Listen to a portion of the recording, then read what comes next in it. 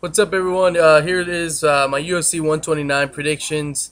It takes place this Saturday, April 30th, at the Rogers Centre in Toronto, Ontario, Canada. First one we have is John McDessie versus Kyle Watson.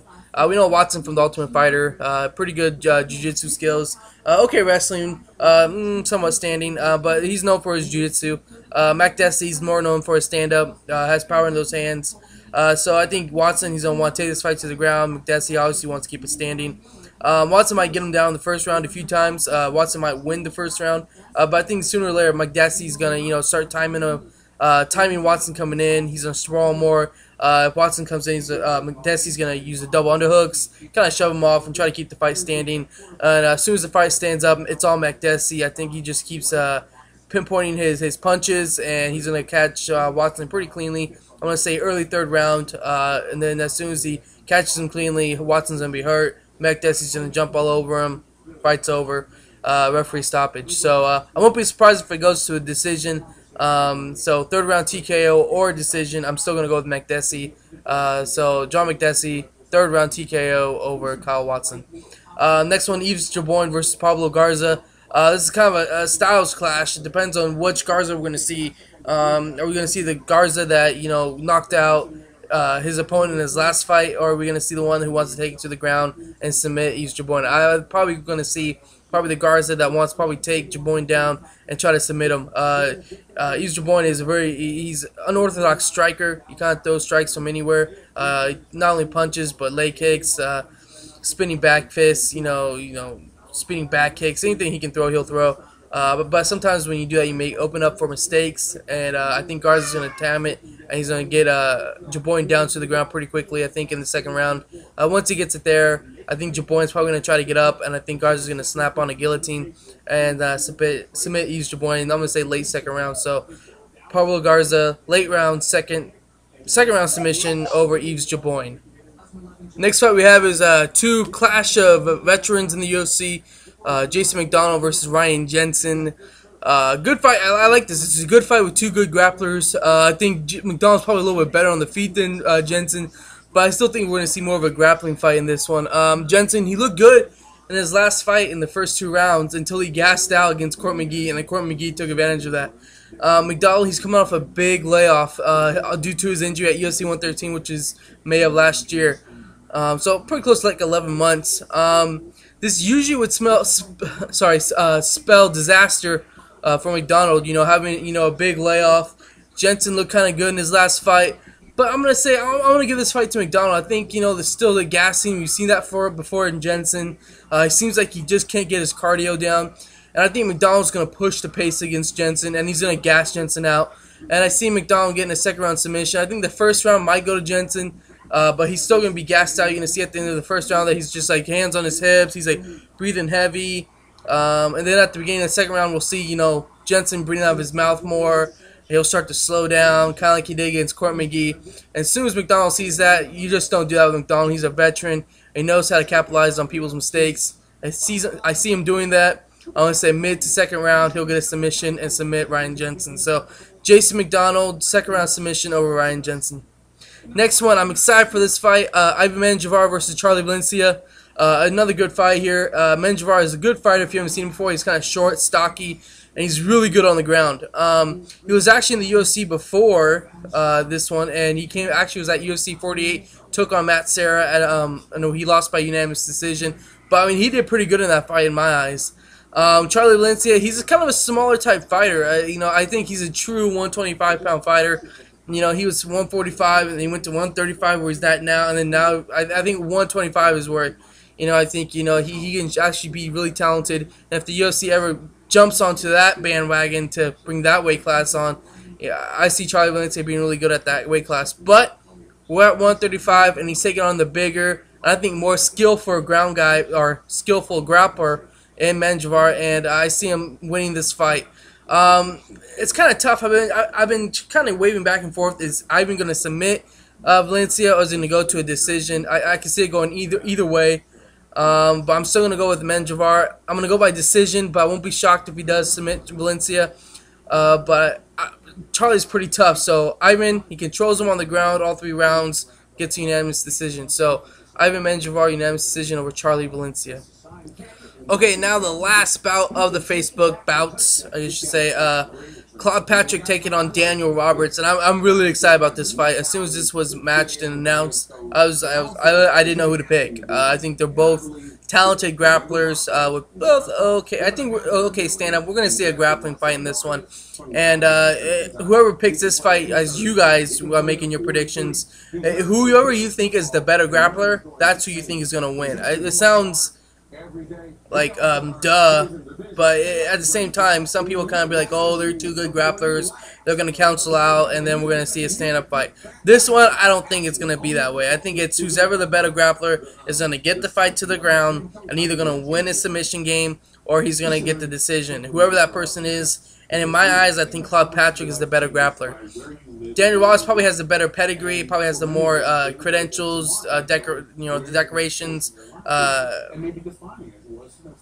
But I just have a feeling Claude Patrick, he can mix up his stand-up with his grappling, and he'll get this fight to the ground. I think he'll control Patrick. It's gonna go. I think I've never picked split decisions, but I think it's gonna go a split decision. I'm gonna go with Patrick, but I think it's gonna be an exciting fight. I just see a great grappling fight, and I can't wait to see it. So I'm kind of stuttering on this one because I'm really excited to see this fight. But I'm going to go with Claude Patrick, split decision over Daniel Roberts. Now we move on to the Spike TV prelims. First one, Sean Pearson taking on Jake Ellenberger. It was supposed to be Brian Foster, but he got hurt, and then in stepped Jake Ellenberger.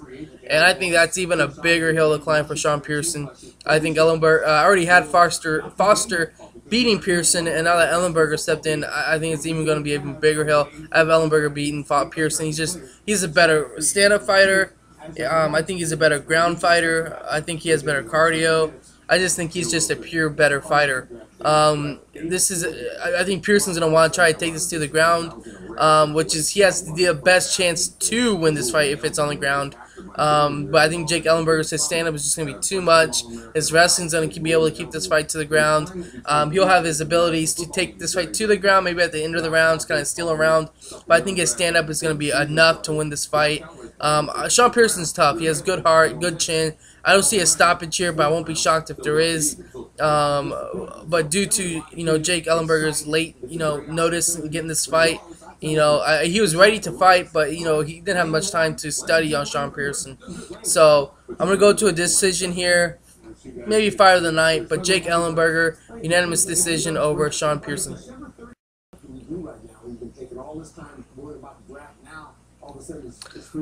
Okay, the second fight on Spike TV is Nate Diaz taking on Roy McDonald.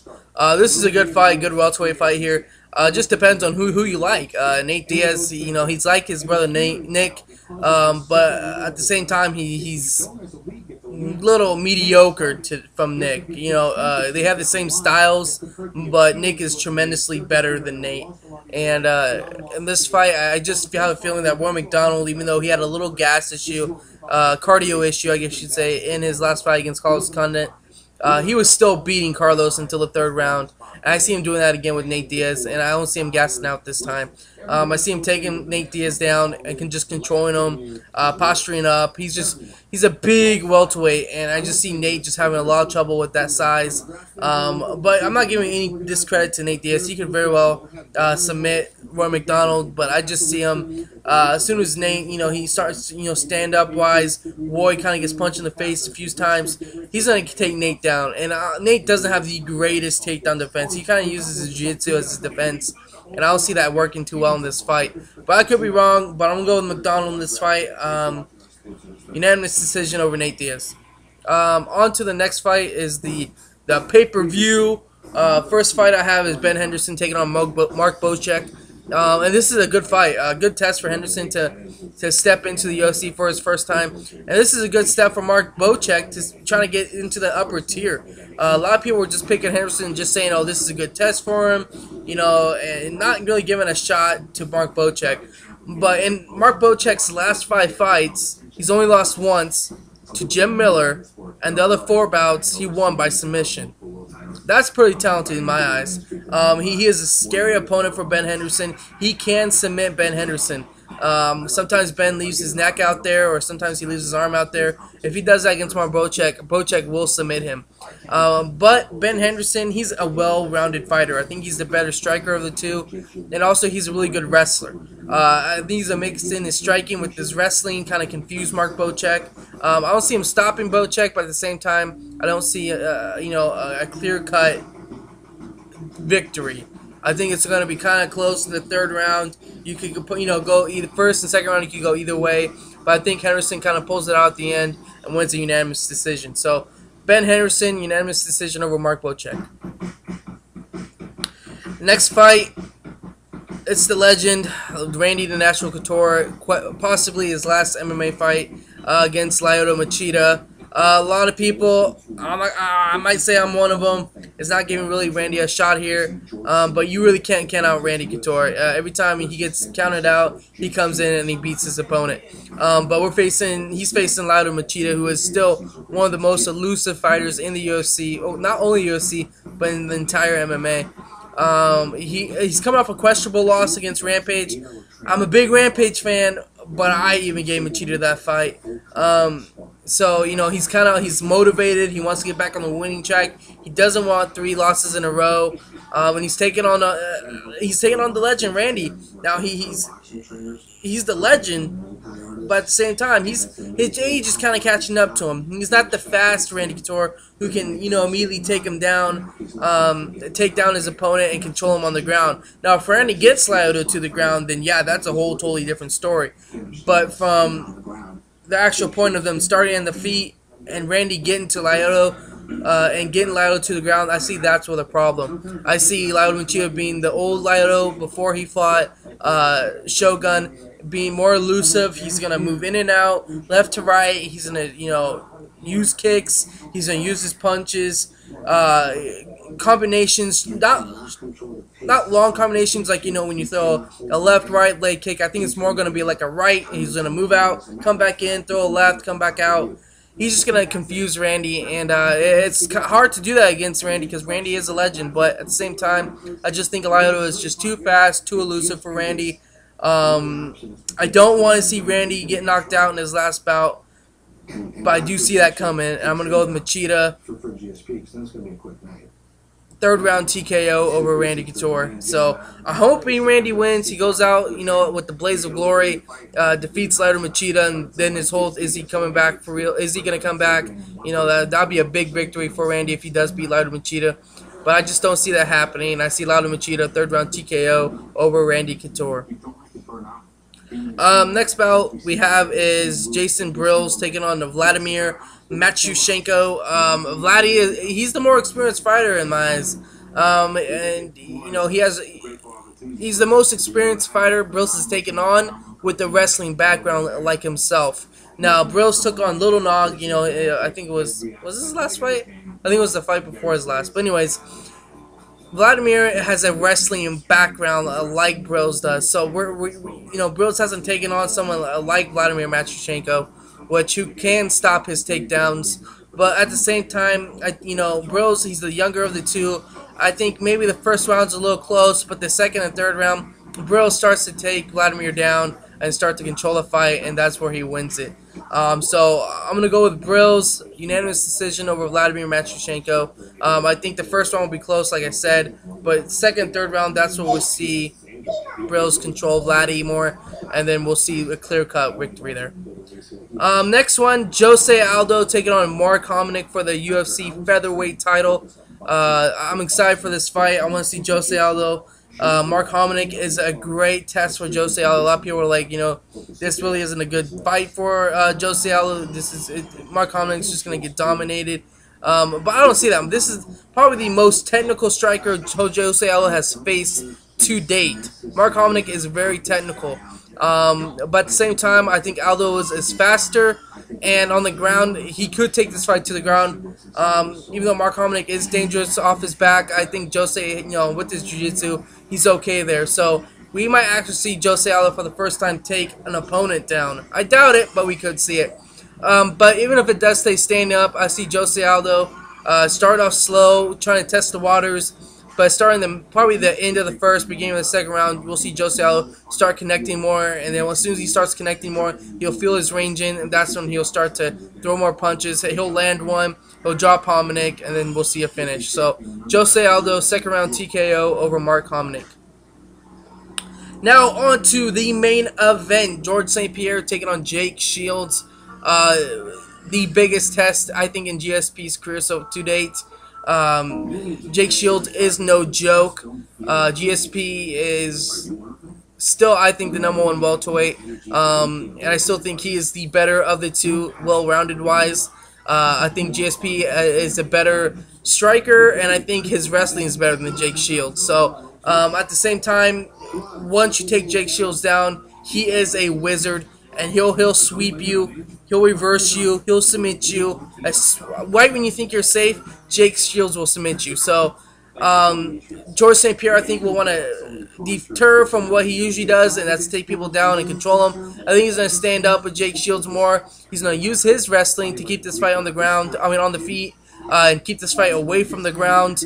I think maybe in the later rounds, maybe the 3rd, 4th, 5th rounds, that's when GSP starts taking Jake Shields down. I'm still questioning Jake Shields' cardio. He really had gas problems in his last fight against Martin Kampmann. And I even thought maybe Kampmann won that last fight, but that's a totally different story. But I think GSP, he uses his stand-up to keep the fight on the... He uses wrestling to keep the fight on the feet. And then he'll start taking Jake Shields down in later rounds. I see GSP winning in a decision, but this is a big test for GSP. If he does take Jake Shields down too soon, or he does make a mistake, Jake Shields will capitalize on it, and he will get his hand raised at the night. But at the same time, I'm going to go with GSP here. Unanimous decision over Jake Shields. I think we'll see it'll be a close fight in the 1st, 2nd round, but I think GSP will start to pull away from Jake Shields 3rd, 4th, 5th round and win a decision. So GSP, unanimous decision over Jake Shields, and then maybe we'll see a super fight maybe down the road. But there you go. There's my UFC 129 predictions. My name is Senor Stover, saying adios, good night, enjoy the fight Saturday.